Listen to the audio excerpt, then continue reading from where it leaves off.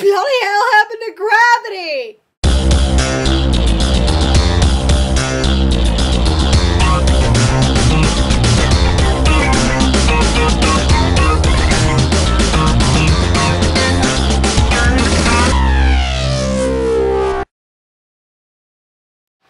So yesterday I had the honor of seeing Saltimbanco of the Cirque du Soleil. For those of you who don't know what the Cirque du Soleil is, which is a surprisingly large amount of people, it's basically a group of acrobats, circus freaks, contortionists, and other people who can do incredible things that make you wonder if they're actually human and not some super evolved alien species disguising themselves as human, who go around, travel, perform shows, and do all sorts of crazy stuff that make us wonder if they're really human. And I went to see one of their shows last night again, Saltimbanco, and it was absolutely astonishing. I loved it. Especially the part with these two trapezists who I think when they were performing, gravity stopped working for a couple of minutes there because they were swinging full speed on this trapeze, and it was surprising enough that they weren't colliding with the rigging for the trapeze, but no, they were dangling at one point from each other's feet while swinging full speed. At one point they were dangling by 1 foot of each other. It was absolutely fucking awesome. And the best part of this was they literally took the mat away, the soft cushy mat away while they were doing this. At first I wondered why they would do that, and then I realized the chances are, if they were to have an accident and fall off to their death, where are they going to go? Probably somewhere out into the audience or back into the rigging. One or the other. They're not going to land in one place, and quite frankly, the mat that they had wouldn't be big enough to capture them, and they wouldn't be able to move fast enough to get them. So, in all honesty, it was a, well, why bother type thing. And plus it also added the dramatics of it. Of course, I'm pretty sure that they were on harnesses, but by God, it was still fucking amazing. There's this one part where all these people were flipping over other people and landing on this mat. It was absolutely fucking beautiful. But I decided that instead of talking to you a lot about this performance so that I don't spoil it for anyone who decides to go and see it, I would instead talk to you about why I'm wearing this black and white striped shirt.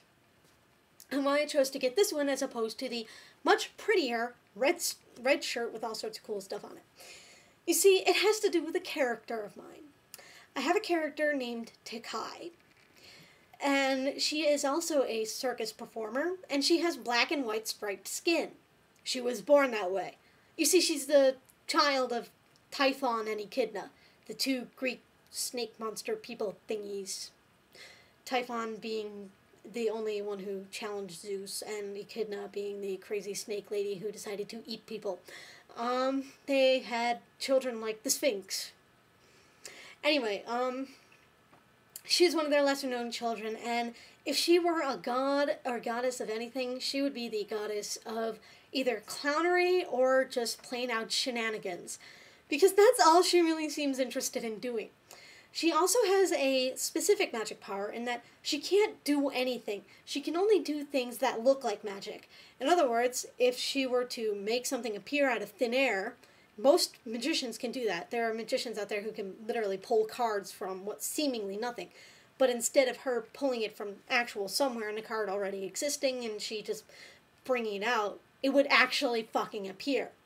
So she's doing real magic as opposed to real magic. Yeah,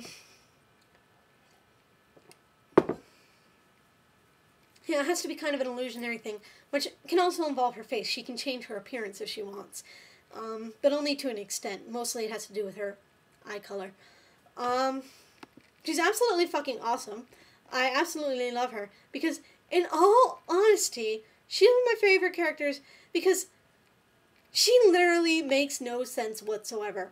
Her entire purpose is to fuck with your head.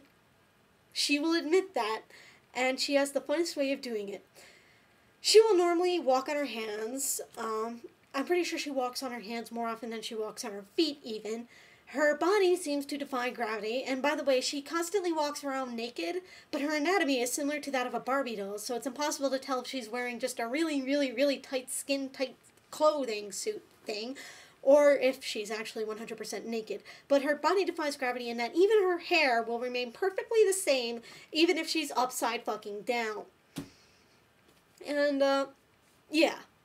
So she basically isn't subject to gravity, and she isn't subject to the sensical workings of our universe, and instead prefers being a freak. She is also a cannibal, and I use cannibal lightly because she is a snake-type thing, and she only looks relatively human, and she eats humans. And when she does it for fun. She is absolutely fucking bizarre, and that's why I love her so much. So I thought I'd show you a Gaia avatar I made on TikTok of Tikai in all her glory. Yeah.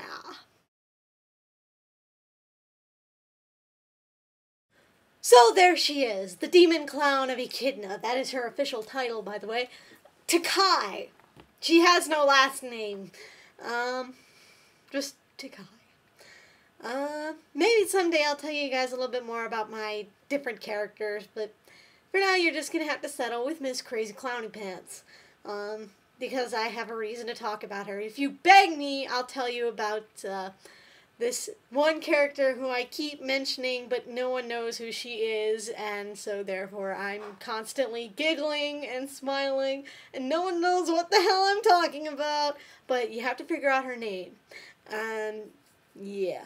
The only two people who watch my videos regularly and comment regularly know who she is that I can name off the top of my head, and that'd be Little Trucking Bozo and Whitaker. So, good luck! Sorry for wasting your time. Peace, love, and the inevitable flowers.